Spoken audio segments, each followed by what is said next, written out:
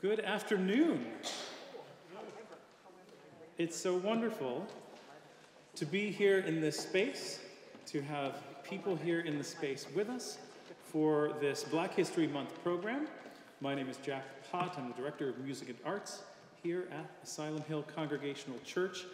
And we are very excited to have this second week of Black voices in the arts. Last week was a wonderful vocal recital, and this week is poetry.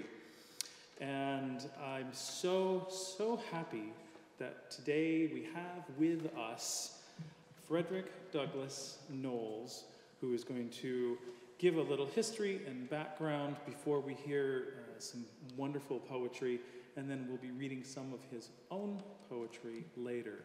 So at this point, I'm going to turn it over to Frederick-Douglass.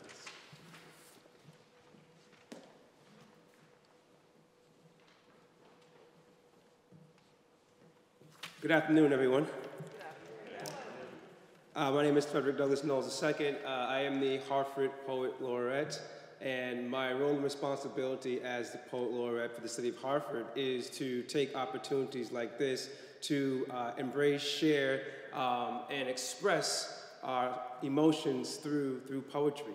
And today, in honor of Black History Month, we have a lineup of Black voices in the arts. And what this program today is going to entail is we're going to take a look at some of the pivotal artists, pivotal Black African-American artists in American history that have really helped to not only shape ourselves, but also our society in past tense, present tense, but most importantly in future tense, as we can take these words from these artists and actually build bridges. And I'd like to just briefly talk about how pivotal the role of the Black voice is within artistry.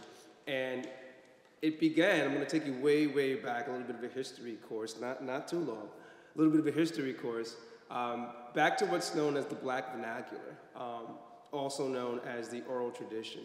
And so before there was the written word, there was the oral word, right? And the oral tradition, African oral tradition, is how stories were passed down. They were passed down through what a person was called a griot, who was a storyteller. And the griot, most of the times, as an elder, would gather the youth around and so forth and share the heritage and the lineage and so forth.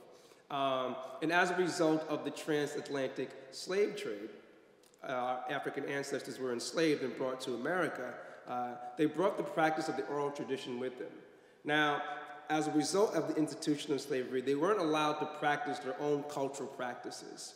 They weren't allowed to speak in their own native tongue. They weren't allowed to actually be amongst their own cultures, own tribes. But the resilience of the human spirit, they learned English language and so forth, and they infused their African culture, heritage, within the elements of a newfound, strange world, habitants. And it first comes to light and to dawn with what's known as slave songs. So enslaved Africans were enslaved, they were known to sing songs, and to the naked ear, it would sound like they were just rejoicing and being happy and so forth, but in actuality, they were speaking with each other and encrypted messages and coding and so forth.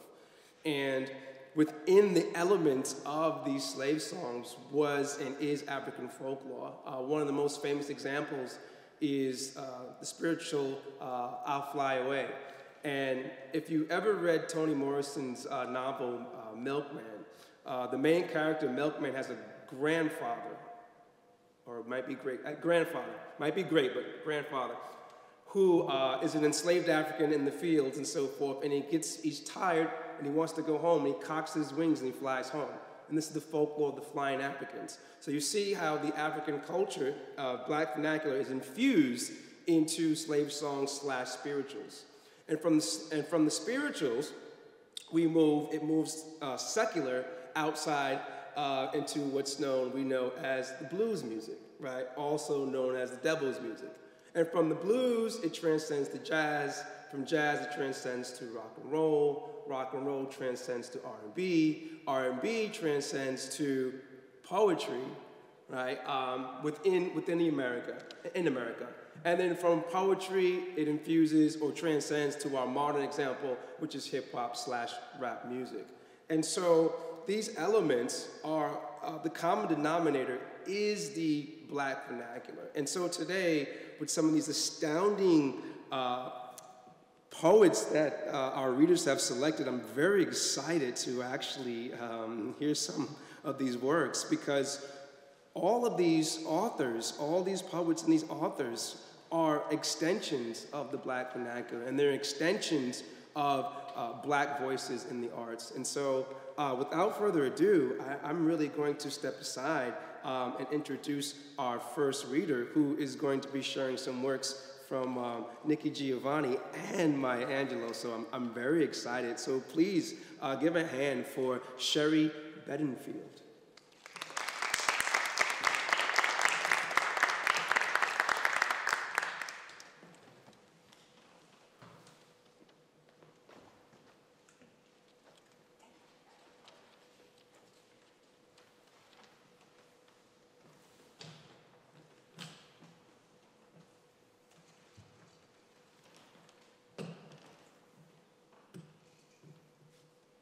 Hello, everyone. Can you hear me? Yes. Okay. Nikki Giovanni has written 28 books. 10 of those are poetry books. She served, or I think is still there to some degree, as professor of English at Virginia Tech. This is her poem from Black Feeling, Black Talk, Black Judgment. The name of the poem is Nikki-Rosa. Childhood remembrances are always a drag if you're Black. You always remember things like living in Woodlawn with no inside toilet. And if you become famous or something, they never talk about how happy you were to have your mother all to yourself, and how good the water felt when you got your bath from one of those big tubs that folks in Chicago barbecue in. And somehow, when you talk about home, it never gets across how much you understood their feelings as the whole family attended meetings about Hollydale. And even though you remember that, your biographers never understand your father's pain as he sells his stock and another dream goes. And though you're poor, it isn't poverty that concerns you. And though they fought a lot, it isn't your father's drinking that makes any difference, but only that everybody is together, and you and your sister have happy birthdays and very good Christmases. And I really hope no white person ever has cause to write about me, because they never understand Black love is Black wealth. And they'll probably talk about my hard childhood and never understand that all the while I was quite happy. Nikki Giovanni. Poet Maya Angelou was a scholar, an author, a singer. She danced, a civil rights activist, and more. She published 7 autobiographies, starting with I Know Why, The Caged Bird Sings. She wrote 3 books of essays and several books of poetry. She was awarded more than 30 honorary degrees. This is a work that you all probably know. She called this poem Caged Bird. A free bird leaps on the back of the wind and floats downstream till the current ends, and dips his wing in the orange sun rays and dares to claim the sky. But a bird that stalks down his narrow cage can seldom see through his bars of rage. His wings are clipped and his feet are tied, so he opens his throat to sing. The caged bird sings with a fearful trill of things unknown but longed for still, and his tune is heard on the distant hill. For the caged bird sings of freedom.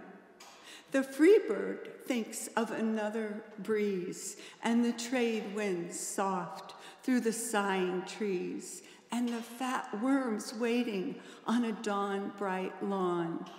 And he names the sky his own. But the caged bird stands on the grave of dreams. His shadow shouts on a nightmare's scream. His wings are clipped and his feet are tied.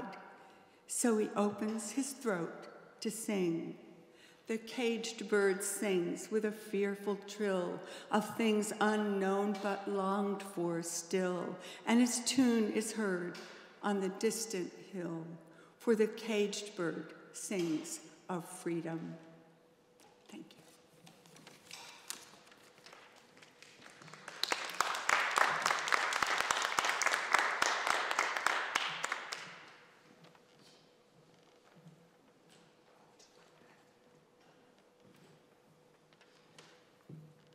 Okay, so I had my line up here and it just magically disappeared. So I do not know the poet's next name coming up. So if you do know who you are, I think your name is, sir? Earl Exum. One more time? Earl Exum. Please welcome Earl Exum. Exum. Come on up. My apologies. Give him a hand.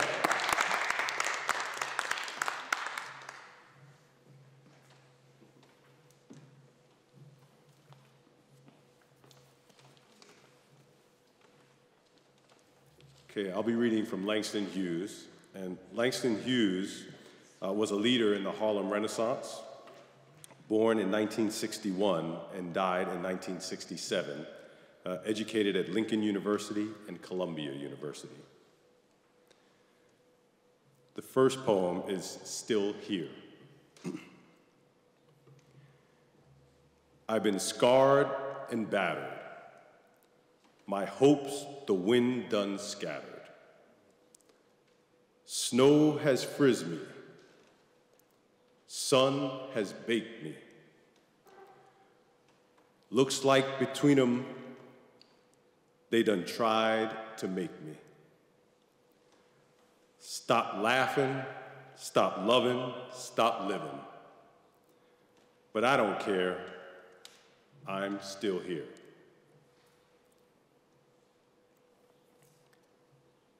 The next poem by Langston Hughes is As I Grew Older. It was a long time ago. I have almost forgotten my dream. But I was there then, in front of me, bright like the sun, my dream. And then the wall rose slowly, slowly, between me and my dream. Rose until it touched the sky, the wall, shadow. I am black. I lie down in the shadow. No longer the light of my dream before me, above me, only the thick wall, only the shadow.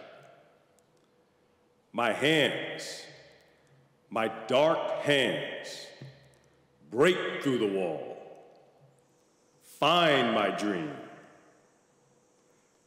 Help me to shatter the darkness, to smash the night, to break this shadow into 1,000 lights of sun, into 1,000 whirling dreams of sun.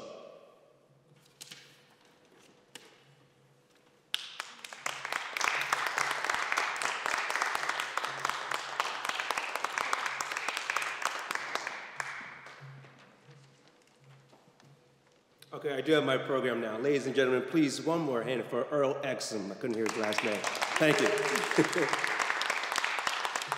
I just wanted to share real quick how already with Giovanni, Maya Angelou, Langston Hughes, and so forth, and growing up, how I wasn't afforded the opportunity to hear such great poets as a young child, growing up primarily in a predominantly white neighborhood and white schools and so forth, and not knowing that there were people who looked like me, sounded like me, used similar vernacular as my older generation, maybe not myself, and that there was an identity within ourselves, within these words and so forth. And just listening already to these poems, it's bringing me back. I'm in a nostalgic state of mind right now.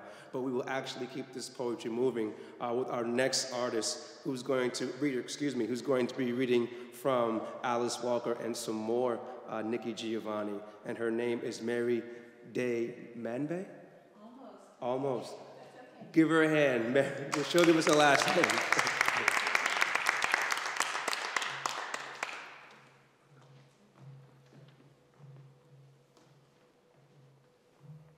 Good afternoon. I'm privileged to read a poem by Alice Walker. Some of you may recognize her name. She wrote The Color Purple, one of my favorite movies. It's called A Picture Story for the Curious, and it's about aging, which I can certainly relate to. So you supply the pictures.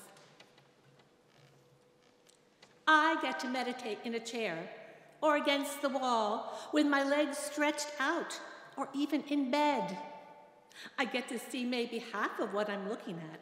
This changes everything. I get to dance like the tipsy old men I adored when I was an infant. They never dropped me. I get to spend time with myself whenever I want. I get to ride a bicycle with tall handlebars. My posture improves. I get to give up learning to sail. I get to know I will never speak German. I get to snuggle all morning with my snuggler of choice, counting the hours by how many times we get up to pee. I get to spend time with myself whenever I want. I get to eat chocolate with my salad, or even as a first course. I get to forget. I get to paint with colors I mix myself, colors I've never seen before. I get to sleep with my dog and pray never to outlive my cat. I get to play music without reading a note. I get to spend time with myself whenever I want. I get to sleep in a hammock under the same stars wherever I am. I get to spend time with myself whenever I want. I get to laugh at all the things I don't know and cannot find. I get to greet people I don't remember as if I know them very well. After all, how different can they be?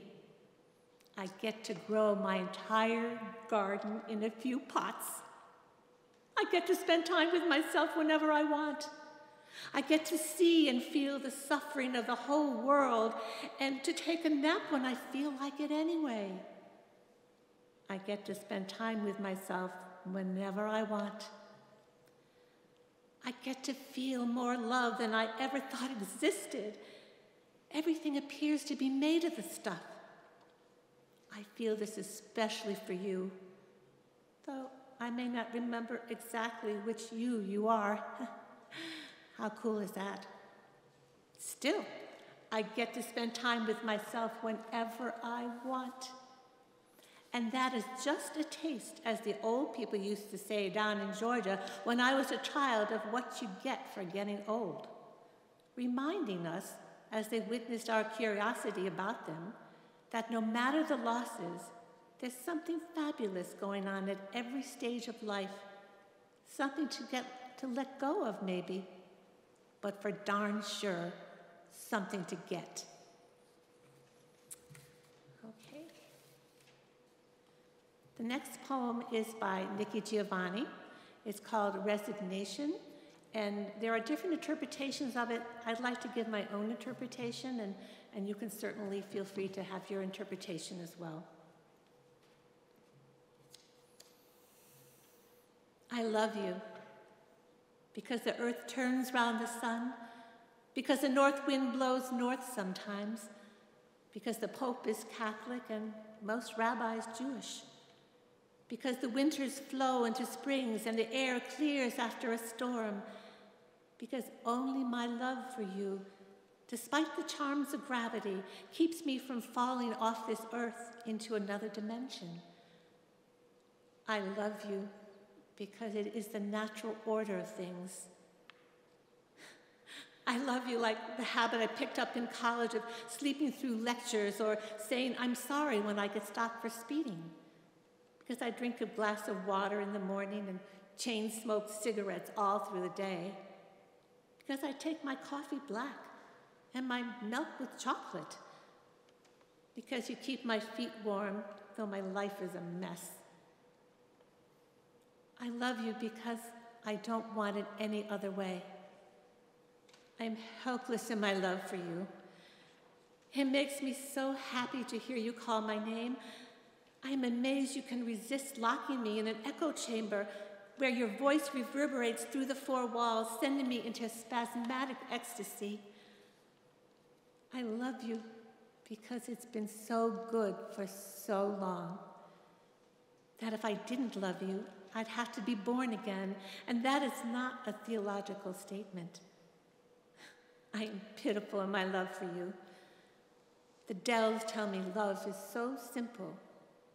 The thought, though, of you sends indescribably delicious, multitudinous thrills throughout and through my body.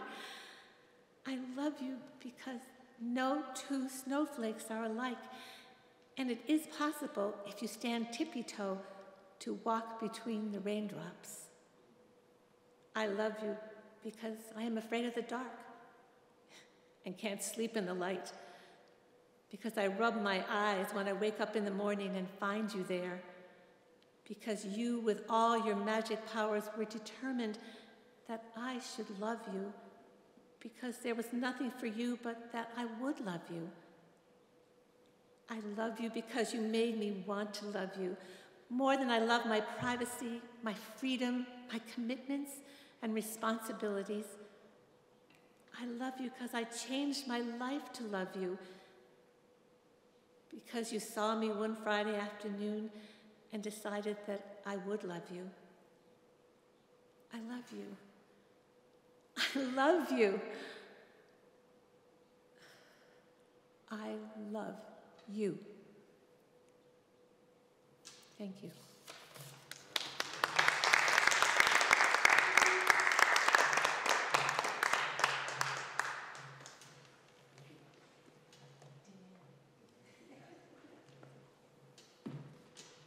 One more time, please, for Mary deManbey.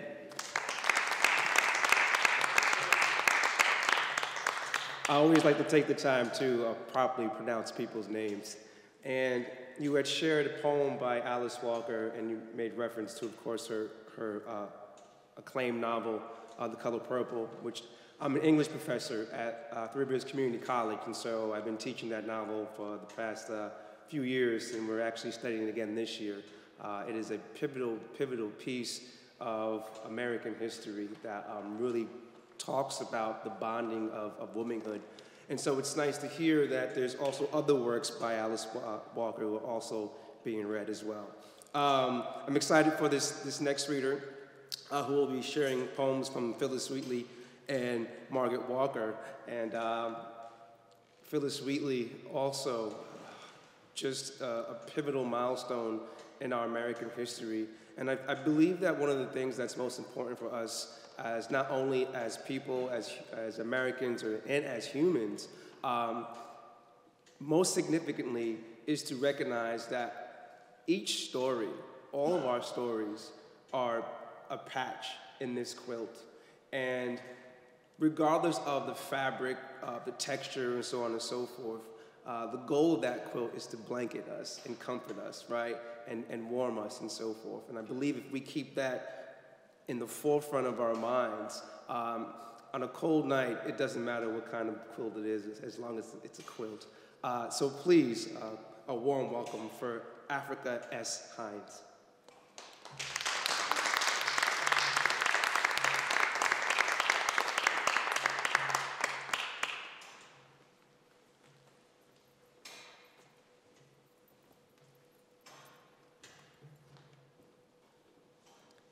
Phillis Wheatley was the first poetess to be published.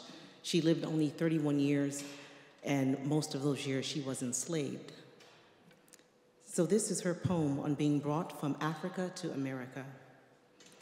"'Twas mercy brought me from my pagan land, taught my benighted soul to understand that there's a God, that there is a Savior too.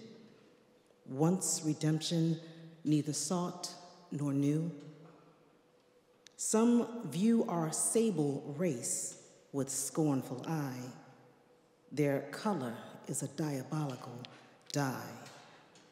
Remember, Christians, Negroes black as Cain may be refined and join the angelic reign."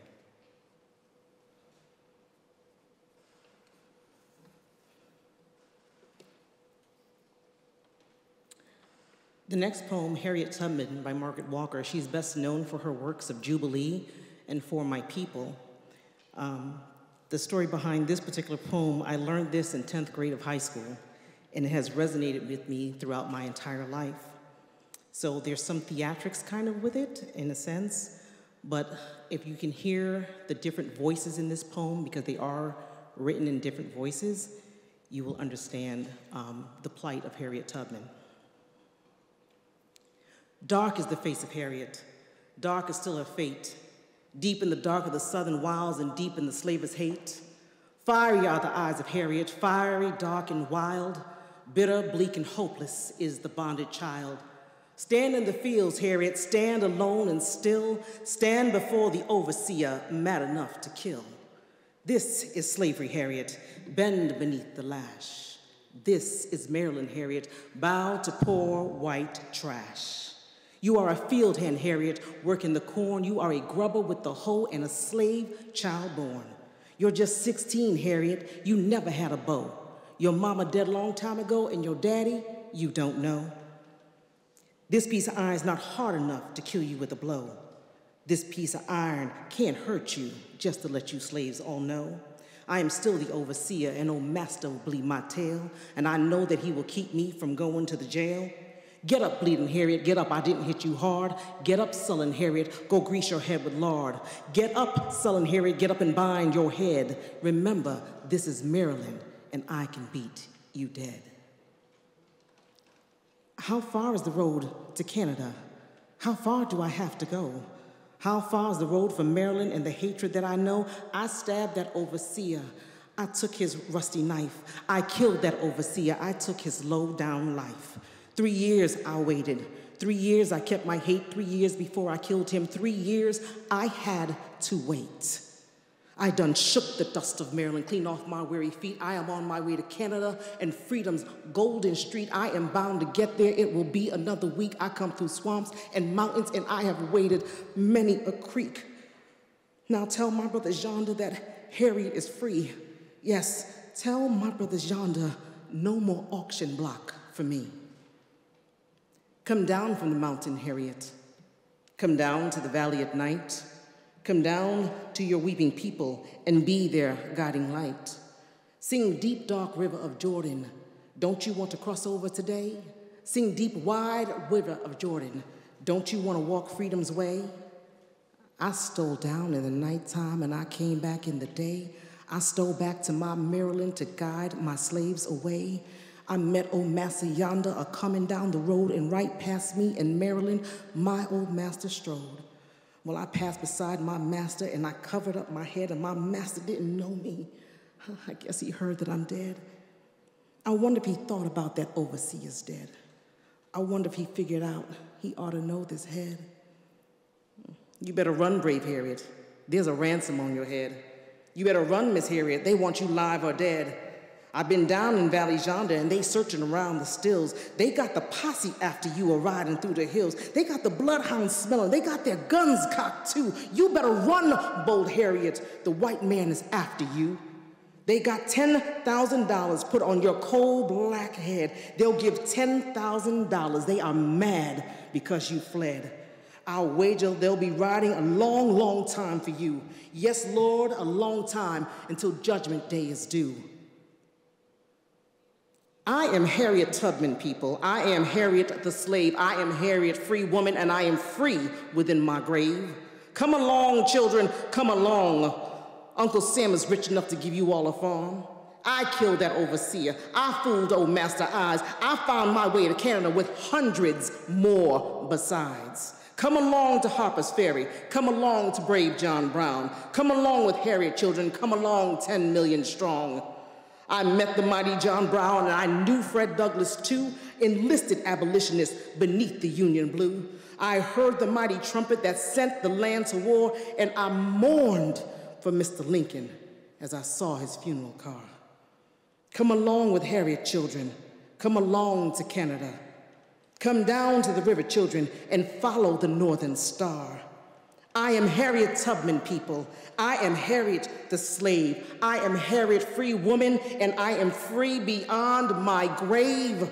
Come along to freedom, children. Come along 10 million strong. Come along with Harriet, children. Come along 10 million strong.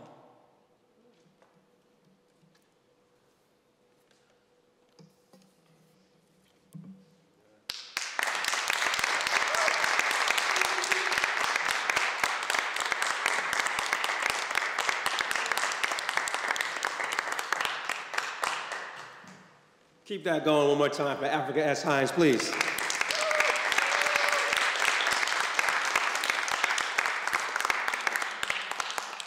Whew.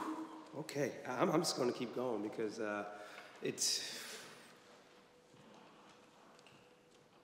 I hope, we talk about hopes and dreams, and, my hope is that one day, right, these poems, the energy that they transcend, evoke emotions, which can evoke conversations, which can evoke discussions, which can evoke change. And my hope is that we won't need to designate platforms, but simply just by walking down the street, or at the grocery store, or anywhere out in public or so forth, or in small gatherings, into large gatherings, because we're no one without our ancestors. Next poet coming to the stage, who will be sharing two poems by Rita Dove. Please give a warm welcome for Jane Torrey.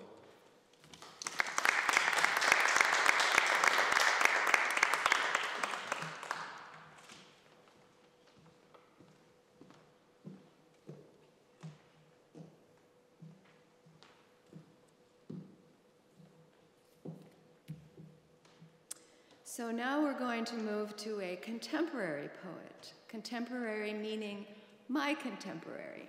She's only a couple years younger than me, but her career has been impressive. She has been the Poet Laureate for the Library of Congress, and she's also won a Pulitzer Prize. So I've chosen two poems by Rita Dove. The first one is Canary.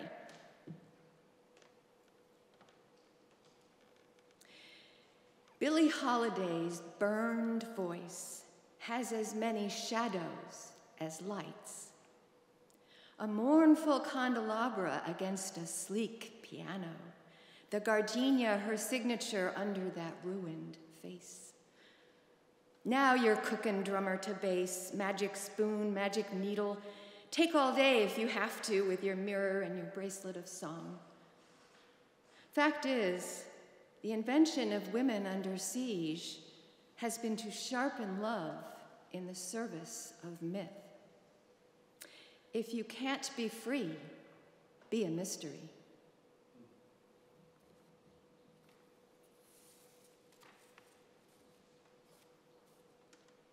The second poem is American Smooth. We were dancing. It must have been a foxtrot or a waltz, something romantic but requiring restraint, rise and fall. Precise execution as we moved into the next song without stopping. Two chests heaving above a 7-league stride. Such perfect agony one learns to smile through, ecstatic mimicry, the sine qua non of American smooth. And because I was distracted by the effort of keeping my frame, the leftward lean, head turned just enough to gaze out past your ear, and always smiling, smiling, I didn't notice how still you'd become until we had done it. For 2 measures, 4, achieved flight, that swift and serene magnificence, before the earth remembered who we were and brought us down. Thank you.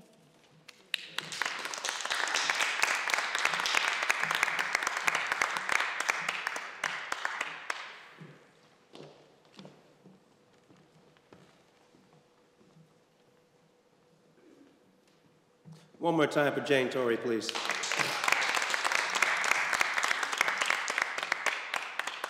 And I truly appreciate the audience that we have in front of us, and also to our virtual listeners out there. We can't see you, we can't hear you, but we can definitely feel you, and we hope that you are really embracing the energy that's coming through the ether of the internet and so on and so forth. This next poet coming up is going to hit us with a trifecta, and I'm looking forward to this, going from Langston Hughes to Yusef Komunyakaa to Sonia Sanchez. Please give a warm welcome for Jermaine Woodard, Jr.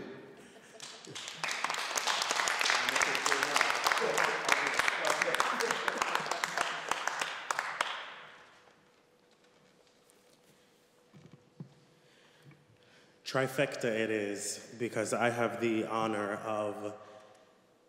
distinct honor of reciting one of the greats, Langston Hughes, but also 2 of my contemporaries as well. Yusef Komunyakaa and Sonia Sanchez are both with us today, and it is an honor to pay tribute to them today. First, I will do Lament for Dark Peoples.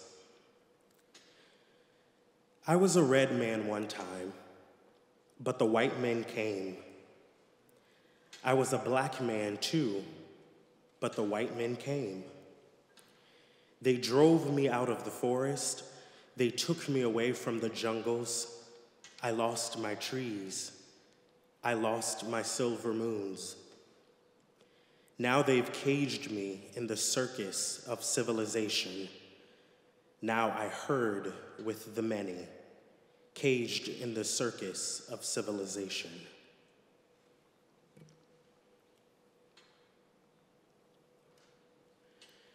My next reading is Thanks by Yusef Komunyakaa. Thanks for the tree between me and a sniper's bullet. I don't know what made the grass sway seconds before the Viet Cong raised his soundless rifle. Some voice always followed, telling me which foot to put down first. Thanks for deflecting the ricochet against that anarchy of dusk.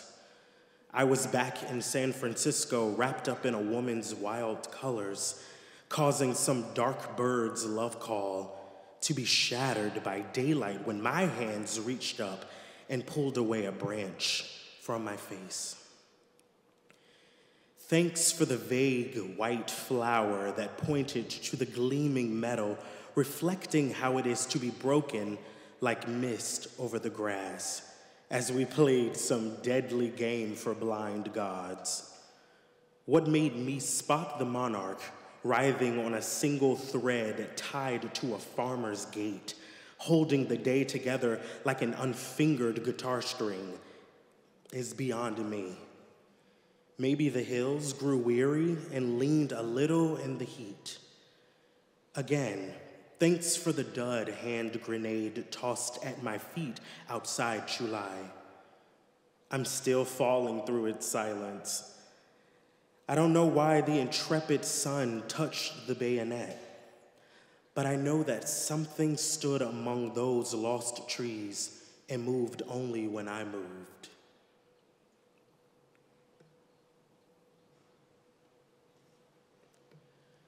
Finally, This Is Not a Small Voice by Sonia Sanchez. This is not a small voice you hear. This is a large voice coming out of these cities. This is the voice of Latanya, Kadisha, Shaniqua. This is the voice of Antoine, Daryl, Shaquille, running over waters, navigating the hallways of our schools, spilling out on the corners of our cities, and no epitaphs spill out of their river mouths. This is not a small love you hear. This is a large love, a passion for kissing, learning on its face. This is a love that crowns the feet with hands, that nourishes, conceives, feels the water sails, mends the children, folds them inside our history where they toast more than the flesh, where they suck the bones of the alphabet and spit out closed vowels. This is a love colored with iron and lace. This is a love initialed Black Genius. This is not a small voice you hear. Thank you.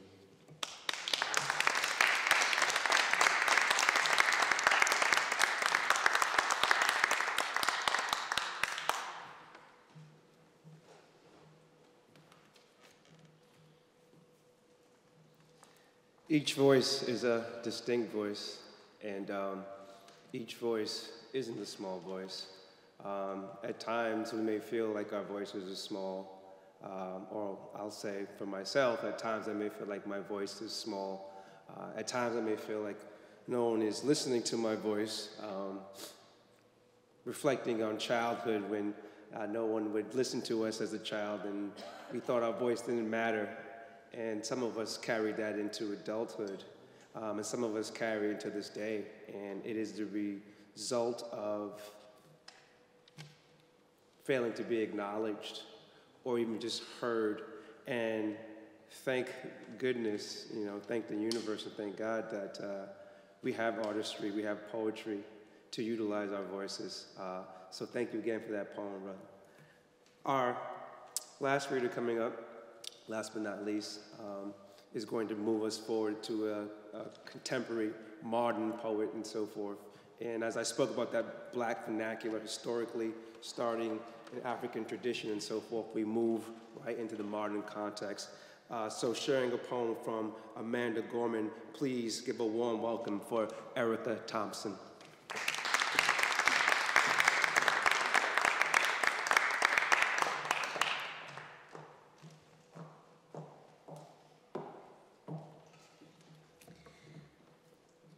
So Amanda Gorman is an American poet and activist, and the first person to be named National Youth Poet Laureate. In 2021, she delivered her poem, The Hill We Climb, at the inauguration of our President, Joseph Biden, and our Vice President, Kamala Harris. I chose Miss Gorman's poem, In This Place, an American lyric, because she wrote this poem for the inaugural reading of Poet Laureate Tracy K. Smith at the Library of Congress. And so I read it this afternoon in honor of you, Frederick-Douglass Knowles II. But I also wanted to share this poem by Amanda Gorman because she really is the hope of our ancestors, but also the hope of my daughters growing up today. So this is In This Place, an American lyric. There's a poem in this place, in the footfalls, in the halls, in the quiet beat of the seats. It is here at the curtain of day where America writes a lyric you must whisper to say. There's a poem in this place, in the heavy grace, the lined face of this noble building, collections burned and reborn twice. There's a poem in Boston's Copley Square where protest chants tear through the air like sheets of rain, where love of the many swallows hatred of the few. There's a poem in Charlottesville where tiki torches string a ring of flame tight round the wrist of night, where men so white they gleam blue seem like statues, where men heap that long wax burning ever higher, where heather higher blooms forever in a meadow of resistance.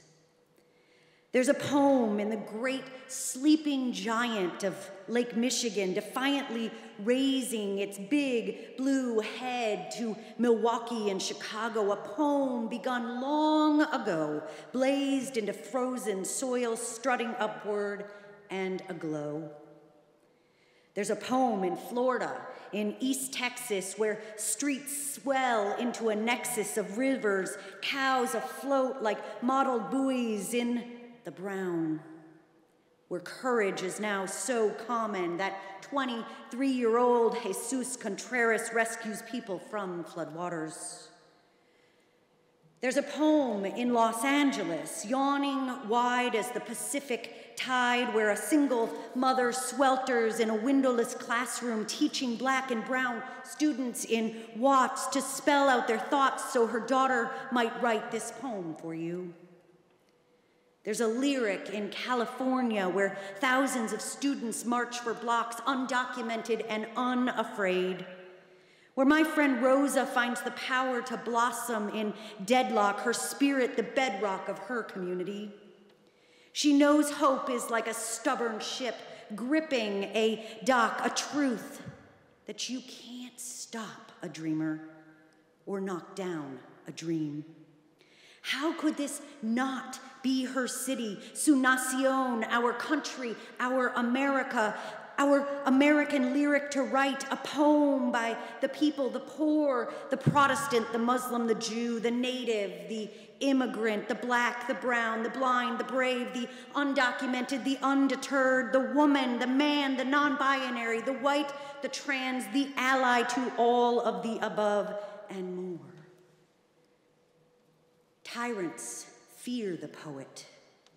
Now that we know it, we can't blow it. We owe it to show it, not to slow it, although it hurts to sow it when the world skirts below it. Hope. We must bestow it like a wick in the poet so it can grow lit, bringing with it stories to rewrite, the story of a Texas city depleted but not defeated, a history written that need not be repeated, a nation composed but not yet completed. There's a poem in this place, a poem in America, a poet in every American who writes this nation, who tells a story worth being told on its minnow of an earth, to breathe hope into a palimpsest of time, a poet in every American who sees that our poem penned doesn't mean our poems end. There's a place where this poem dwells. It is here. It is now, in the yellow song of dawn's bell, where we write an American lyric we are just beginning to tell.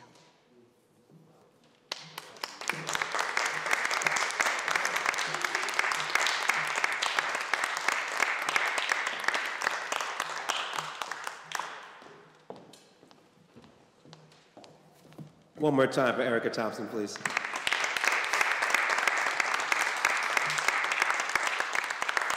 You recited that poem with such fervor and so forth, and you could feel it. You could feel the empathetic love in each word, each syllable, each phrase, as to what's most important to all of us, which is us, right? That is the last reader of the lineup, and so now it's my turn, right? it's kind of easy to introduce folks and then step away from the microphone and so forth and let you folks read and, you know, and share. But now it's my turn to share some of my vulnerabilities, some of my inspirations. And I'm going to share a couple of poems from a new manuscript that I just completed that took forever.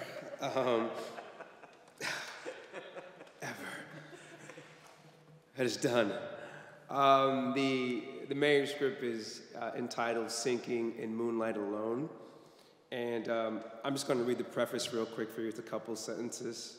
Primarily through elegiac verse, Sinking in Moonlight Alone memorializes relationships with loved ones lost, inquisitions into religion, race, mental health, and addiction unveiled the continents of feeling alone. This collection of poetry elucidates the history and choices made in the unquiet of Connecticut. And the poems really talk about decisions that we make when we feel alone. I'll leave it at that. The acknowledgement, I'd like to thank my ancestors for their incessant love. A collection dedicated to my father, Harvey Eugene Knowles Sr., who passed away when I was 6 months old. So the first poem I'm going to share, it's a palindrome. And a palindrome is you write a poem line by line, the first stanza, and then the second stanza, you reverse the lines. And so I was raised in the church, and my second pastor, Elder Rucker, he recently passed probably like 2 years ago, I believe. And I was about 8 years old. And he had a church in he turned his garage into a church attached to his home, and small pulpit, pews, carpeted. It was very quaint. I can see it right now. And one time, my sister's boyfriend came to church, and Elder Rucker prayed for him and laid hands on him. And what unfurled was what I would know now as pretty much close to an exorcism. Not to the point of like ghosts and so forth, but just the negative energy was released. And so this poem is called Devotion, a palindrome from Nate Charles Sr., who was my sister's boyfriend at the time. Elder Rucker drove a beast out the belly of my sister's boyfriend, anointed his forehead, summoned Lord from throne. Hollow hand sunlit the turpitude of sin. The blood of Jesus spoke. Armor of God, breathe in tongue. Free your lamb from Lucifer's fold. A bile of damnation curdled onto the floor, slithered like a serpent in search of another garden. A choir of saints praised his name. Voices pitched like trumpets. The resound of glory rose Nate from his knees, carried him back to our pew. Years later, when Type 2 walked him through the valley of the shadow of death, we knew he feared no evil. His testimony never told again till now. His testimony never told again till now. Years later, when Type 2 walked him through the valley of the shadow of death, we knew he feared no evil. The resound of glory rose Nate from his knees, carried him back to our pew. Voices pitched like trumpets. A choir of saints praised his name. A bile of damnation curdled onto the floor, slithered like a serpent in search of another garden.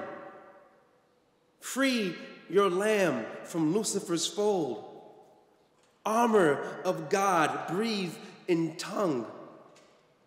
The blood of Jesus spoke. Hollow hand sunlit the turpitude of sin, summoned Lord from throne, anointed his forehead.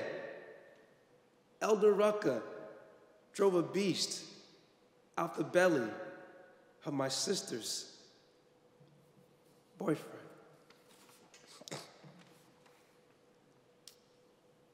This next poem analyzes and takes a look at Noah's Ark. And when you read the scripture, after the floods, we thought the flood was over. Noah needed a recruit. So initially he sent out, well, the story goes he sent the dove out. But many folks don't know that he sent a raven out first. And the raven never came back. So thus, he sent the dove out. And the raven kind of got a bad rap because now we look at ravens, blackbirds, it says a curse of evil or gateway, and da-da-da, so on and so forth. So I wrote this poem from the perspective of the raven, that he flew out and he saw what was going to happen to the world and so forth. He could see into the future. And so he didn't want to bring the message back. So he didn't return. So this poem is a sonnet for Elder Rucker. It's called Sunday School in the 90s, the way I understood it. And it infuses 90s culture into the poem as well. A white bird was sent to see if the ocean had pulled back from the sand. But not before the raven had knew. Mount Arafat sunk in a deep blue. She soared beyond the world is yours, with salt and pepper wings to life anew. Pearl-tight clams planted steady like ready rock in the palm of a fiend's hand. Cahokia pyramids ruined like Southside projects in barren lands. Children of African pitched into the sea, seen from an ancestral view. The Spirit of God moved upon the face of the waters on Sunday, too. Boxed in, the raven couldn't portray or obey such a game-changing plan. So Noah bequeathed, and then unleashed his cus diamato among doves, who got Tysoned in 7 days, awoke dazed, then bit the ear off of a twig. The Don King of the Ark chose his mark to redeem the earth.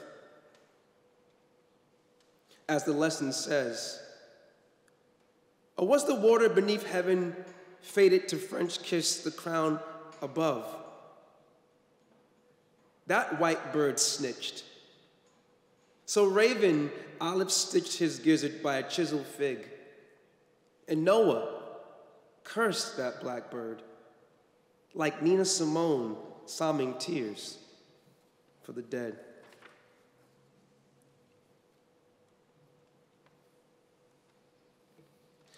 The last one I'll share on religious theme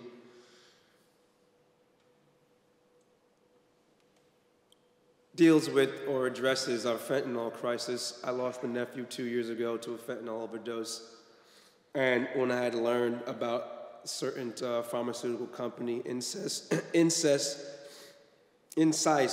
Therapeutics, and 6 of their executives were being brought to trial.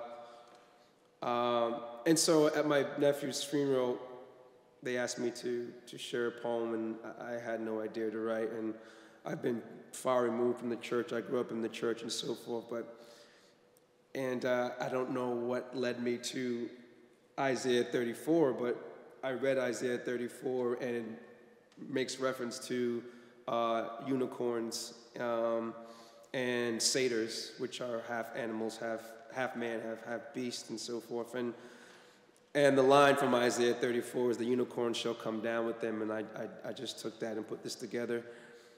So the title was The Unicorn Shall Come Down with Them. To John Kapoor and the 6 other executives, Michael Gurry, Richard Simon, Joseph Rowan, Alec Berkaloff, Michael Babick, and Sunrise Lee of Insys Therapeutics. And a side note, Sunrise Lee was a former stripper, and she was recruited by John Kapoor to actually go into doctors' offices and entice them. I don't know the details and so forth, but either way, it seems pretty unethical. When I noticed, so the night before he died, I saw him. We briefly locked eyes outside of a bar in our town of Norwich, Connecticut, which I call Black Rose City, I grew up in. And we were both in cars, and his was driving by, and I was parked, and I turned, and it was the universe, and we locked eyes real quick, and just for a moment, and I could see in his eyes. They were wide open, and I could tell what he was in search of. And I got the call like 8 o'clock that morning that he was gone. The unicorn shall come down with them. When I noticed my nephew, nocturnal-eyed, Snow Lexus bawling through the parking lot of our suburban crisis, twilight avalanched his ending. How his wife uncovered him bedside, beside a veteran pick, a sable Marine uniformed in blue dress, white cover cap, American flag forgetting to safeguard his 6. Eyes tepid as virgin milk seeping from the pod of poppies, your habitation of dragons slayed for a castle in the kingdom of fentanyl. Fabricated prescripts conjured by wizards in white coats, suckling sunrise, stripped off of a magic city pole to dance in their Hippocratic laps. For the Lord hath the sacrifice, the blood of 500,000 opioid-stuffed lambs, slaughtered like the fat of the kidneys of rams, like my nephew, who sunk into an orphic of addiction, tragic like the Shakespearean version of thy Christian doctrine commissioned by King James. A patient of war, tours of duty inside the VA, forsook his faith, till his breastplate no longer spoke in tongue. His helmet sought sanctuary, his shield took a knee, his sword slept in stone. A white horse of heroin, zebra marked his veins like lashes from a tribe of Iscariots who profit margined off of his Great Depression from their medieval sky. And the unicorns shall come down with them. And you, John, are no saint, but a satyr who shall cry to his fellow how your half-man, half-bestial behavior raised like dragon breath, melting the horns of horses sent to heal wounds, to carry purple hearts of heroes to the mythological land of ever after. I'll share 2 more, maybe 3. How you guys doing? You guys all right? Okay, you good?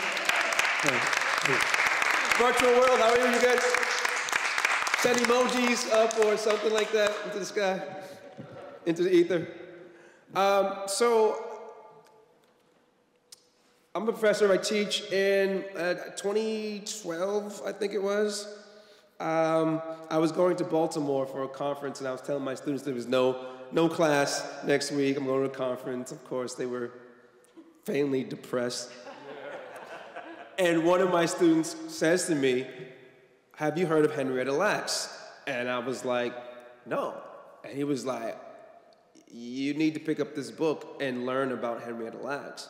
And Henrietta Lacks was a black woman who lived in Baltimore who was suffering from a rapid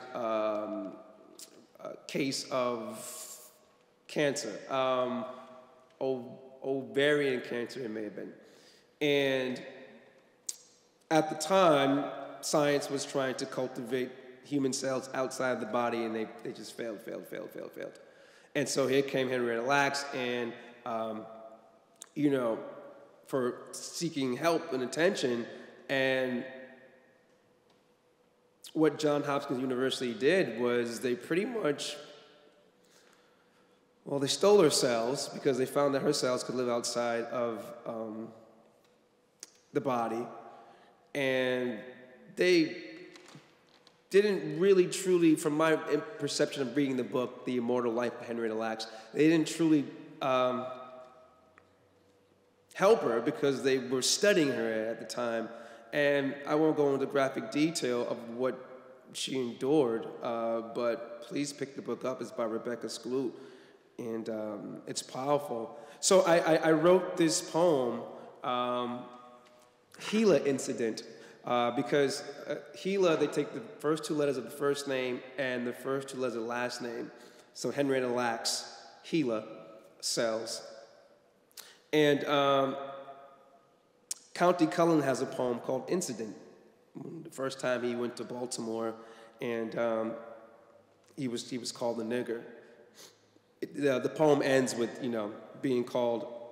That's all he remembered when he went to Baltimore, was being called a nigger. And so I adapted the cadence from his poem and also some of the language to write this poem, Gila Incident, adapted from County Cullen's Incident and my trip to Baltimore. Once riding in New Baltimore, soul-filled, mind-filled with glee, I read about a Baltimorean who sacrificed her life for me. Now, I was 41 and very small, and she 31 and not much bigger. And so I read about how her life ran out and her cells were taken for being a nigger. I saw the whole of Baltimore for a weekend, 2 months before December. Of all the things that happened there, Henrietta Lacks is all that I remember. And in the book, it references Uncas on Thames, which is Black Rose City, Norwich, Connecticut's sanatorium at the time. Now it's called Uncas Health District, but at the time it was Uncas on Thames, and it was known that once you went to Uncas on Thames, you didn't come out. And so my grandmother passed away at Uncas on Thames, my Nana. I must have been about 8 or 12, about 8, I believe. And my brother, we were having a conversation, and he goes, because I gave him the book to read, and he was like, well, they shipped Gila cells to Norwich, to Uncas on Thames. And he's like, well, Nana was there too, and she had cancer, and so, he was like, did they, blah-da-da, and so on and so forth. And so he's like, you should write about that. You go all these, people get ideas, you should write about this, write about that. So I was like, all right. And for a while, it sat maybe for a couple of years, maybe. But here it is. A conversation that maybe my grandmother's cancer cells had a discussion or conversation with Gila cells, Henrietta Lacks' cells. And so this poem is called Gila Cells Came to Norwich, noted in the book, The Immortal Life of Henrietta Lacks. My Nana never knew Henrietta Lacks, the black woman from Baltimore, whose cancer cells were stolen from her cervix before martyred in the name of science.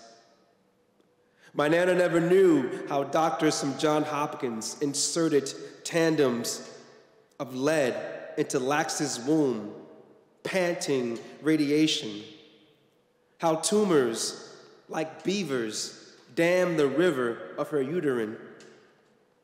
My Nana never knew HeLa cells were shipped to our Uncas on Thames, where she spent her last, watching an angel flit by her bedside, while I knelt before mine, pleading her to stay. My Nana never knew HeLa cells cautioned her cancer cells about the complex of stone men rocking God's coat, who never grew racial equity beyond mitosis, probing petri dishes to antidote them into history. My Nana never knew how Henrietta's HeLa cells pioneered science from polio, AIDS to COVID, pervaded open air, colonized doorknobs, kindled the Cold War, hold 17,000 patents without an arm. My Nana never knew how scientists sold HeLa cells unbeknownst to her family for billions, injected patients without consent, unethical practices hidden like the identity of a woman presumed white. My Nana never knew Henrietta's HeLa cells roamed the archaic grounds of our Rose City Sanatorium, plucking the petals of black women kissed with mustard gas lips, smothered in the scent of chemo. The last poem I'll share, because I can do this all day. Excuse me.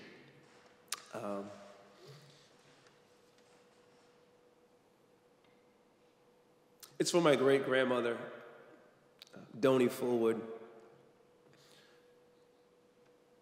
And my grandmother, before she passed, my grandmother was 101, a month shy of being 102 before she passed a couple years ago.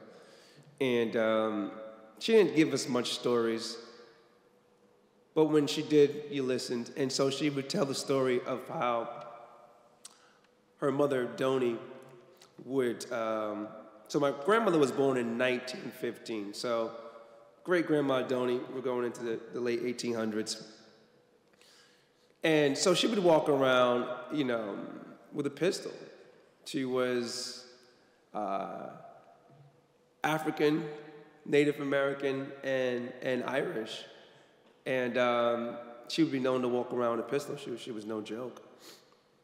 And so there is the novel by Alex Haley, Roots. And in the novel, he talks about something called the Black Grapevine. And the Black Grapevine was stories about how enslaved Africans gained their own freedom by using their own wit.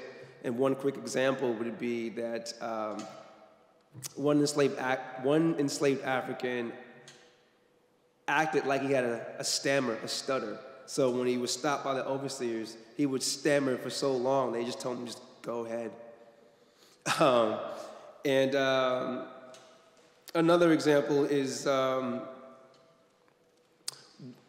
light-skinned and a dark-skinned enslaved African would pose as master and slave and, you know, be ushered right through. So they used their wit. And so I wanted to pay homage to my great-grandmother Donnie in her pistol-carrying ways. I wanted to pay homage to the Black Grapevine. And I also wanted to pay homage to Black Wall Street and the massacre in Tulsa. And so this poem is called A Black Grapevine Tale, inspired by the novel Roots.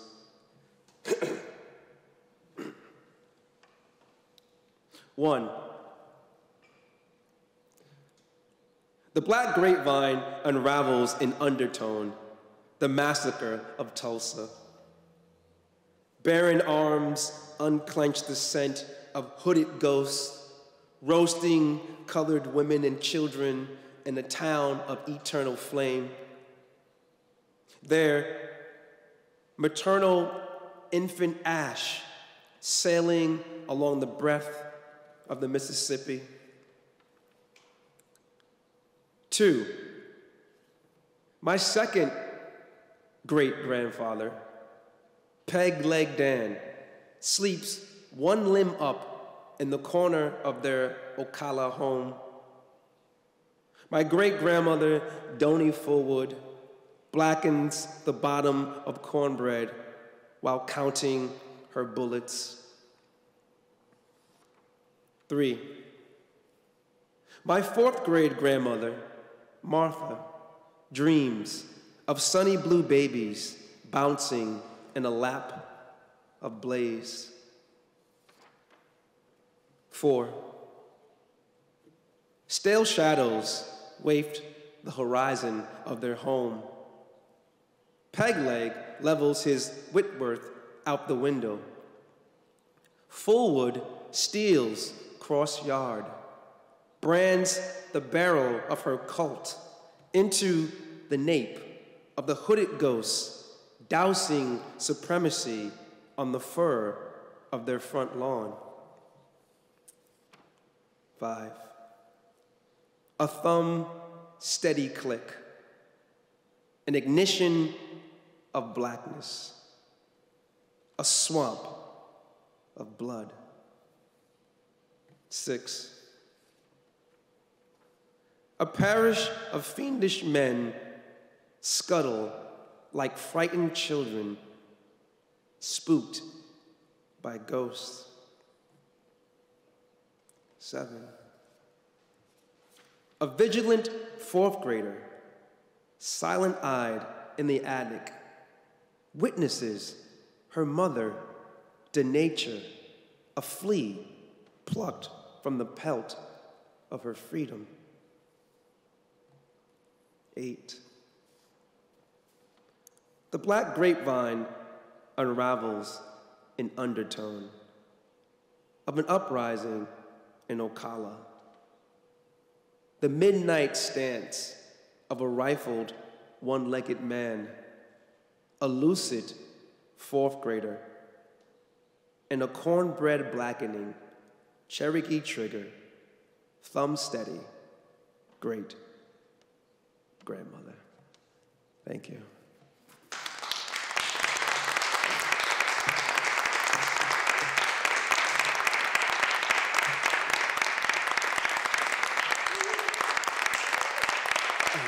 Thank you.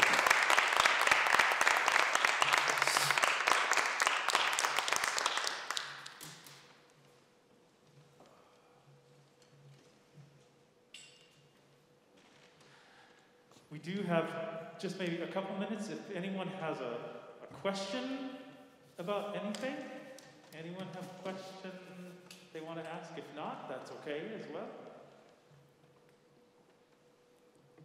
Yes.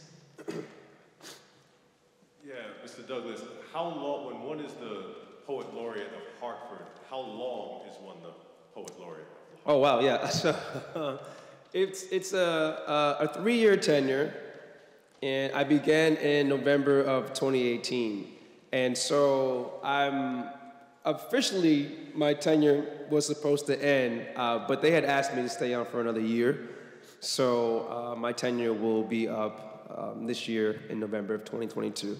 But the tenure is a 3-year tenure. And the process, the selection process should be getting underway. I'm going to hypothesize probably around like April or so.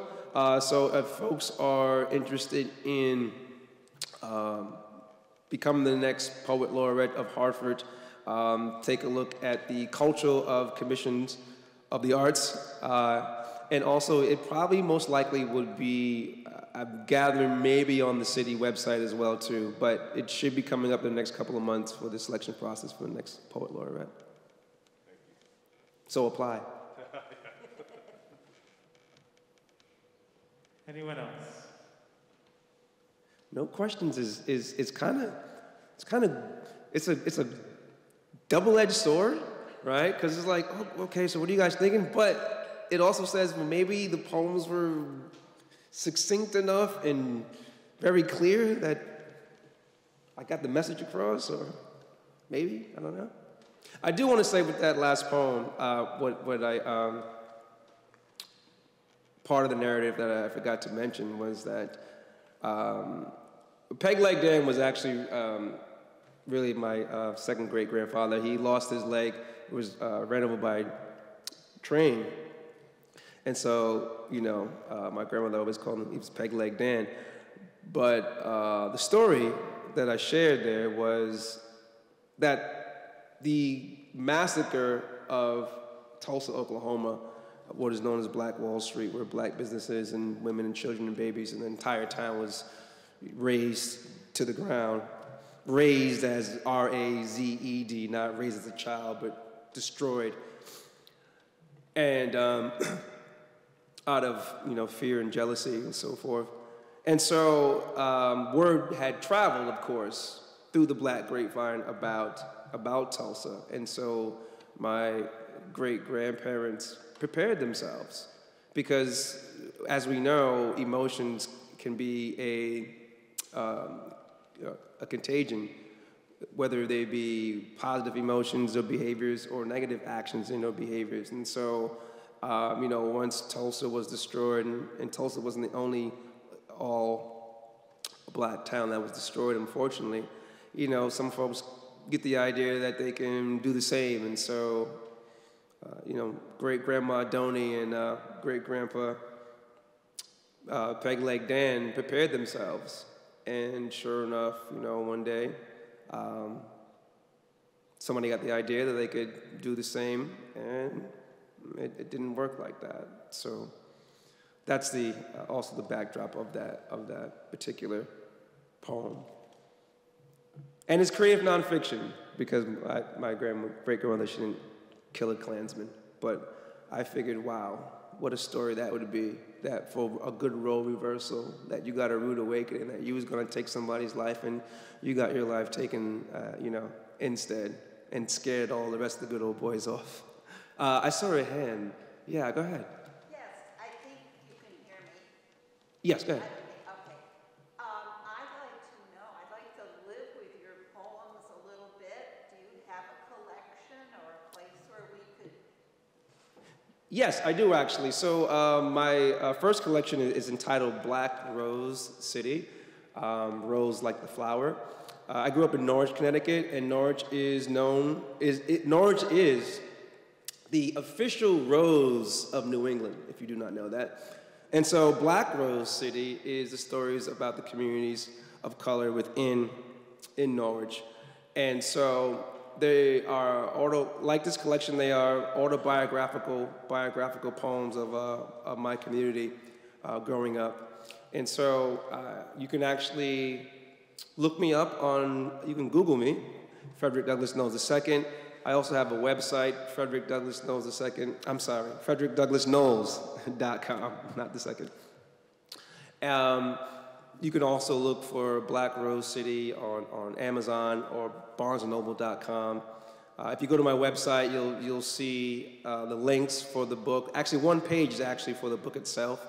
The initial page will show you my poet laureate tenure, my tour dates. Second page will be for Black Rose City.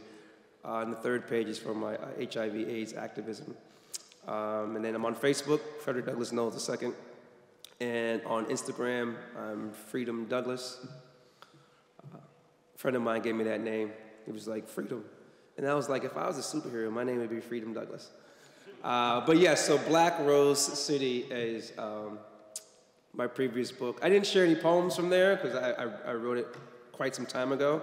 And I was just so anxious. I've been working on this for so long. I was like, I want to share.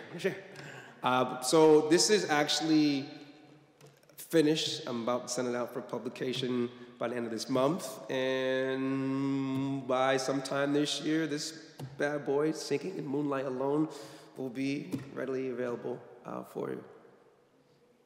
Anybody else? What do you got? Okay, going once, going twice.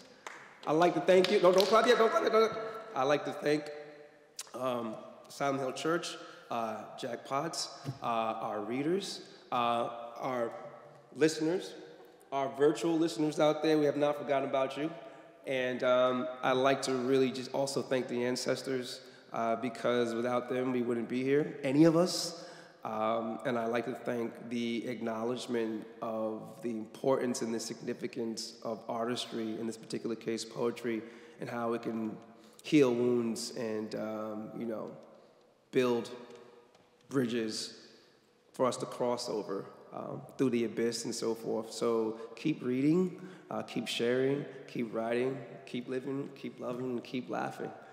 Thank you. Peace.